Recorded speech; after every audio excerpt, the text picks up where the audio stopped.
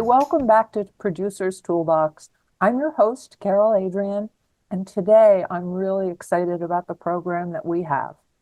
If you grew up taking music lessons at home or at school, or if there was a piano in your house, you are probably familiar with sheet music that was published by Presser, Theodore Presser. And that foundation and company has been a mainstay of music in America for way over 100 years. And today I'm delighted we have Teresa Araco Rodgers, who is the executive director of the Theodore Presser Foundation that supports more than 130 music groups in this area. Teresa, thank you so much for joining us. Thank you for having me, Carol. Oh, I'm excited. We're, now we're going to start to talk a little bit about Theodore Presser, who actually, I believe, was originally from Pittsburgh, but his work has supported musicians, music students, music teachers for way over a century. So, Teresa, let's talk a little bit about Mr. Theodore Presser. Sure. Thank you for the opportunity to share a little more about him. He's looking at me behind me. So that is Theodore Presser. He was first a student of music, a lover of music, studied music, got into music publishing, and then published a magazine called The Etude for many, many, many years. The Etude was like the magazine, the publication for anyone in music education. So he made himself a good fortune from music teachers. So music teachers bought his sheet music and music teachers bought his magazine, really around the globe. And that made him a very, very wealthy man. And then as he was alive, he thought about his own kind of personal philanthropy. And it really started with those music teachers that he supported. So he erected a home for music teachers to come live there, live out their days, play music together. But it was called the Presser Home for Retired Music Teachers. It was in Germantown, and it was built right next door to his own home. So that was a huge part of his philanthropy while he was alive. And then when he passed in 1925, through his will, he stipulated for all of his assets, including the publishing business, the home for retired music teachers, and all of his assets to go to the foundation, which is called the Presser Foundation. So the Presser Foundation has existed really in its form since 1925. It was really formally incorporated in 1939. But to this day, I would say that the Presser Foundation, upholds the original intention of Theodore Presser as he physically wrote in his will, which was, the promotion of music education and the support for music education, the advancement of music, erecting buildings, and then supporting music teachers. And then another big area for him was giving awards to undergraduate students studying music and majoring in music. So those are our grant making areas that still exist today. So we still give awards out to about 244 undergraduate schools of music and 15 graduate schools of music. We still support music teachers who are retired. We still give money for advancing music through general operations and special projects. And we also give money for large building projects for music organizations. So it could be anything from like practice suites to stages and large performance venues. Now, you are the only organization in this area that works in music philanthropy on this large scale, aren't you? Solely dedicated to music, yes. As an independent foundation, we are the only ones that solely dedicated to music. There are many individuals in the Philadelphia area that are great supporters of music, but we're the only independent foundation.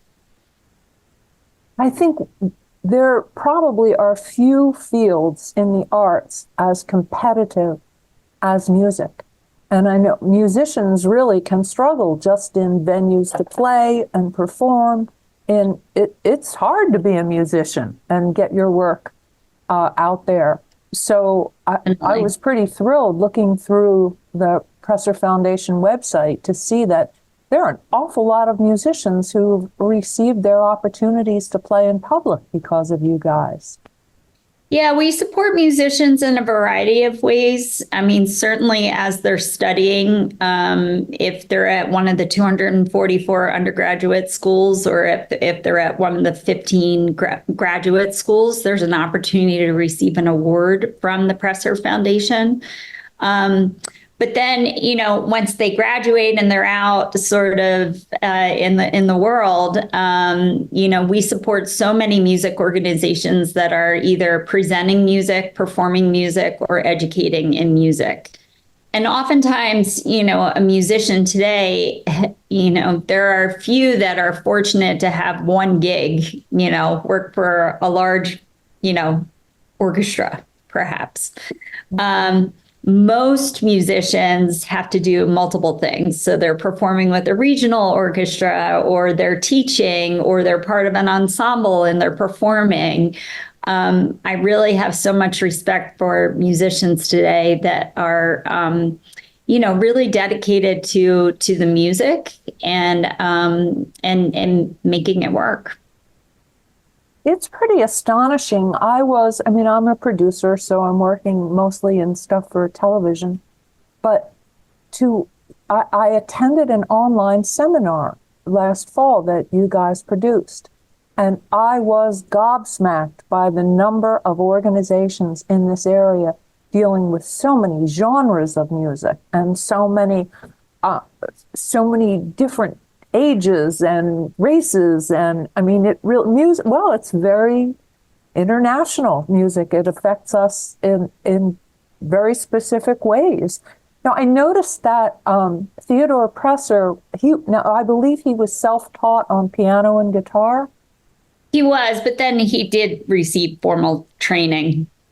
He did. Oh, yeah. He actually studied in Germany, and that influenced him to kind of think about these awards for scholars.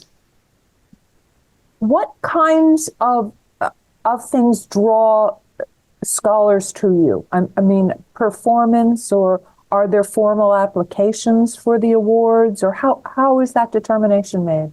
Yeah, so for the undergraduate award, it is we look for a combination of three things. So each school gets to nominate a single scholar for the award, and it's based really on three criteria. It's based on their academic and music achievement. It's based on their leadership and service. And it's based on their contribution to creating an inclusive community within their school of music or the wider university. So those three criteria are what we use. And then on the graduate side, it works a little differently. And schools run the program a little differently. But one student is then nominated to the foundation with a proposal.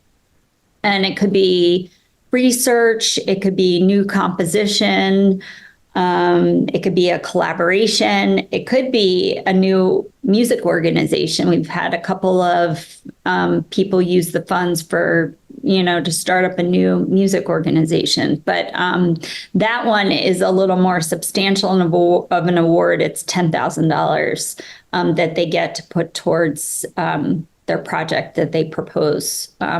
That comes across my desk then. Is the Presser Foundation's focus mainly on classical music, or does it extend to rock and roll, rap, beatboxing and anything else, That's a or great, classical? great question. I mean, in the time of Mr. Presser, classical music was the music, and of his own, taste and liking. And so for many years, classical music was the focus of the foundation. I think it's been probably over the last 10 years where the foundation has evolved to include, other genres. And now we use the term, music in its, all its traditions.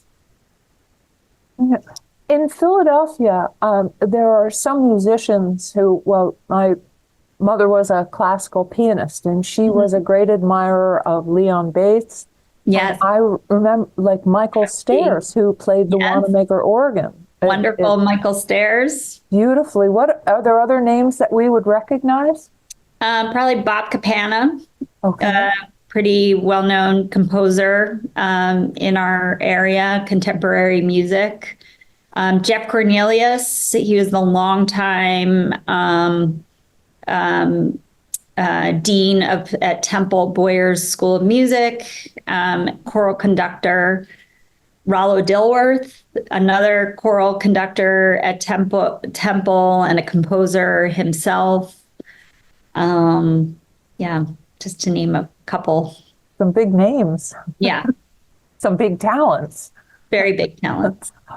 One thing that really made me happy last fall when I attended that online seminar was I'm working on a documentary series. And I thought, we're really going to need a variety of musicians. I know we'll need a formal chorale group, and we would like to have some gospel music and things like that. And when I attended that seminar, within an hour, I was amazed at the number and the scope of organizations that you guys support. And I thought, that's my one phone call. Where can I find, a great gospel choir? And you're going to know, aren't you? Yeah, I mean, just when I think though we have a good feel for the music organizations in Philadelphia, like we just completed our most recent grant round of advancement in music grants, which is our largest local grant making area. We gift out about $1.3 million for general operating support just for music organizations. But every year I think, oh yeah, we know everybody. We had 23 new organizations apply to us this year. 23. Yeah, that's a lot. That is a lot. Yeah, Wow. we're funding 124 organizations in this round. Musicians, do you hear this? This Yeah. is your best friend. Yeah. But now you are focused on the music organizations, right? Rather than the correct. individual, the organization. But these are the music organizations that are presenting music and, ultimately paying musicians, and they're performing music, whether they're an ensemble, an orchestra, or a choral group, and then they're educating within music. And there's a whole host of subtypes of how we define music education, everything from community music schools to after school music programs. But all of them are employing musicians. There is a place where you can find work, musicians out there. Yeah. Now, you guys support Settlement Music School, don't you? Which has a long-time relationship. Actually, Bob Capana, who I spoke about before, composer, Bob Capana was the longtime executive director of Settlement for about 25 years. Uh-huh. Yeah, there's a long relationship with Settlement. Really a wonderful organization, rare nationally, with multiple branches. And the typical model for a community music school is to be a single branch model, but I think they have 8 different branches. Settlement? Wow. Yeah. I went to Settlement for flute for a long time. Wonderful. And my teacher then played flute in the Philadelphia Orchestra. Yeah, I was okay, but I wasn't good enough to be a professional musician. So now I'm an appreciator. Yes. But as many of us are. Are there any new directions that you've found the foundation going in as things evolve? Well, we are in the middle of a strategic planning process. We haven't done that in a while. We've tended to make some tweaks, to our grant making guidelines. An example of that is the size of an organization's operating budget. We've come down significantly. We don't publish that you have to be of a certain size. So, I mean, that just results in us supporting organizations at $10,000 operating budgets all the way up to $60 million operating budgets. So, wide ranging. But we've made these types of tweaks along the way. Another tweak that we've made is that in our capital support grant making area, which was long all about large buildings, projects, building renovations. Actually, in a reaction to COVID, we expanded the guidelines and provide and also include for capital needs of smaller organizations without buildings. So we realized that these music organizations needed capital, but they needed like hardware and software and equipment and a trailer to haul around their mobile stage. They needed these capital items to kind of keep the music programming going. And, now 4 years later, we're still supporting those capital needs. So those are just kind of two examples of tweaks that we've made along the way. But yes, we're in the middle of a strategic planning process. It's very, very early. We are not stopping our grant making during this strategic planning process, but I think it will sort of refine some of the challenges that we've been, discussing amongst ourselves that haven't been really formalized within our grant making. For a music organization that has not been a beneficiary of your philanthropy, how would they approach you with their needs? Yeah, well, I would start by saying we have a completely open door policy. We love hearing from music organizations. We love talking with music organizations. It's actually our preference before you even apply to just give us a call, introduce yourself, tell us about your music programming. The last thing that we want is for an organization and therefore an individual to spend their time filling out an application if it's not the right fit. So we do encourage outreach and, kind of getting in contact with us. We also are on social media. So if you're a musician or part of an organization that could potentially receive funding, a great source of information is through our social media. So we're on LinkedIn, Instagram, and Facebook. And then our website has a ton of information on it. We have a blog that we regularly post to. And if there really is other dynamic content that we try to keep it kind of up to date in terms of, what have we most recently gifted? And so people can find out who we're gifting to, how much we're gifting. We try for, to maximize the transparency. You guys make so many things possible. I thought it's interesting what you just said about the capital support. Music is such a sensory experience as a listener. It's really rather ephemeral. You can't hold on to it. But we tend to forget that in order to make a lot of music, there's hardware and software and gear and lighting and trailers for hauling involved. There are an awful lot of hard-edged pieces of equipment that go into the performing and the recording of music. Do you support recording as well?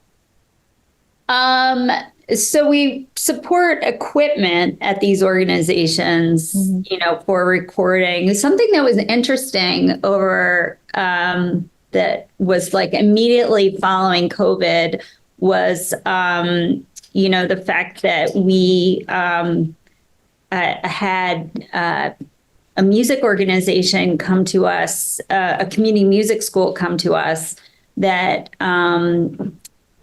wanted a recording studio. So the kids had such a big interest in recording. And then we had another, and then we had another, and then we had another. I think music recording, specifically among young people, has been a big interest. Yeah.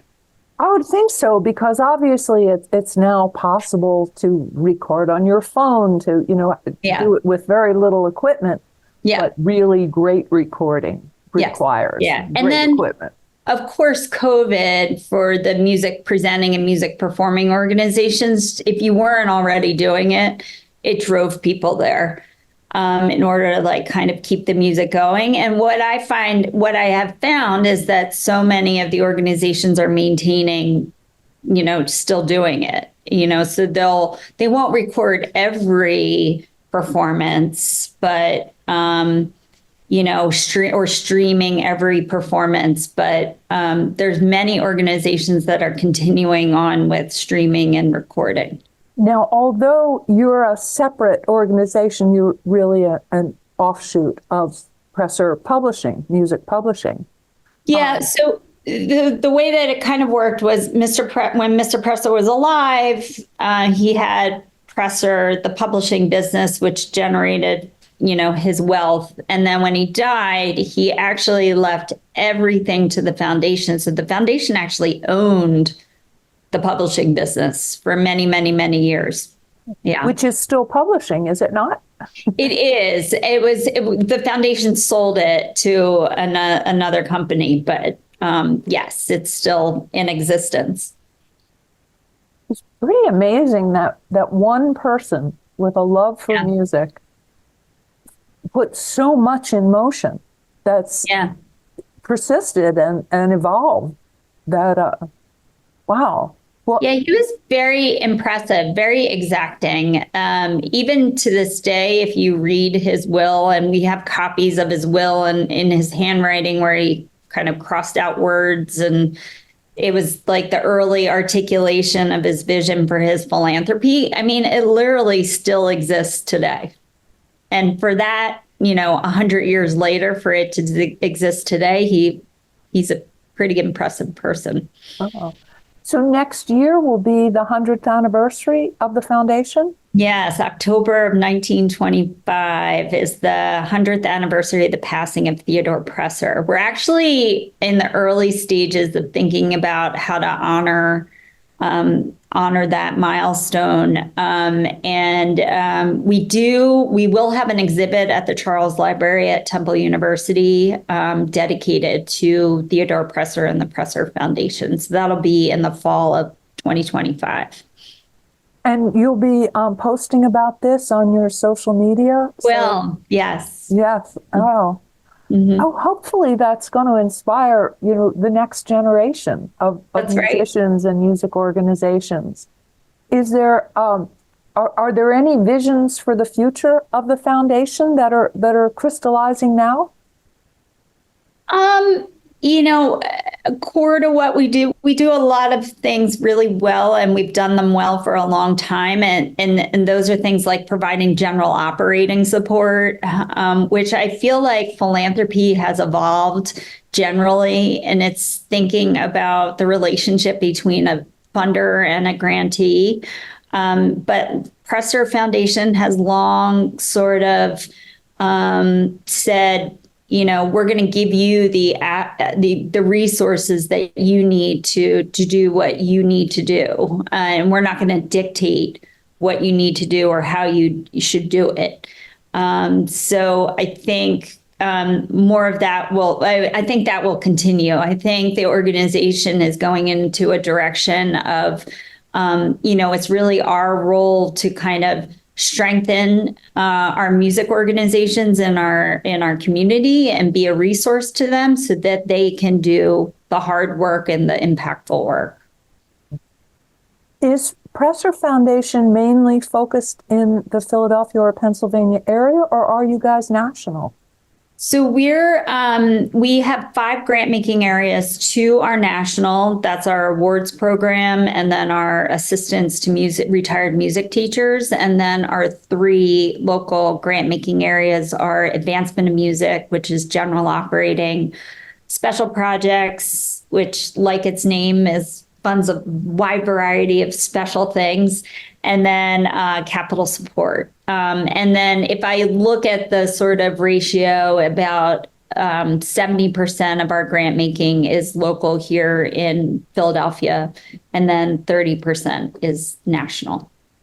Well, that's nice that it is inclusive like that. It sounds like Theodore Presser would have endorsed that. I think so. I think so. You know, he built his business here in Philadelphia. He lived in Germantown neighborhood of Philadelphia. So, yeah, I mean, his roots were here too. So, yeah. Oh. Well, for up and coming music organizations, if you are interested in getting in touch with the Presser Foundation, so you're on Facebook, LinkedIn, where else? Instagram. Instagram, Yeah. and certainly online. And Yes. we will put up the URL at the end of the program so you can. It really is an interesting website. I kept going back to it. I didn't There's a know. lot of content on it. Yeah. You knew. Do you Some have any history, favorites news. among the award? I'm sorry. Oh, no, go ahead. Oh, do you have any favorites among the awardees? Oh, wow. There's such interesting projects. We have one project. I'm assuming you're talking maybe about our graduate award or our undergraduate award. I'm leaving that wide open. Oh, okay. So our graduate award proposals are really, really, really interesting. And we have a young person who pitched to study the Eurovision competition. Oh, that's Yeah. a big one. Yeah. And I think he's writing his like dissertation on it. And it's really interesting to see what these young scholars come up with, and they've evolved over the years. It used to be sort of about recording your own music or collaborating, but now it's more about there's cultural aspects to it. There's social justice aspects to like what they're doing. It's definitely more collaborative, their proposals. So that's been really fun and interesting, and we're just fresh off of our review of those graduate proposals. So that was top of mind. I think we need to revisit. I mean, there are just so many aspects that, and I love that it's knowing how difficult it is for musicians to break through and hard. make a stable career. And Yeah. you guys are right there lifting them up. Hopefully. Yep. Thank you so much. Oh, please come back, Teresa. We need to talk I more would about love it. this. Thank you. Oh, well, thanks everybody for watching, and we hope you'll join us next time for more Producers Toolbox and hopefully more Presser Foundation. See you next time.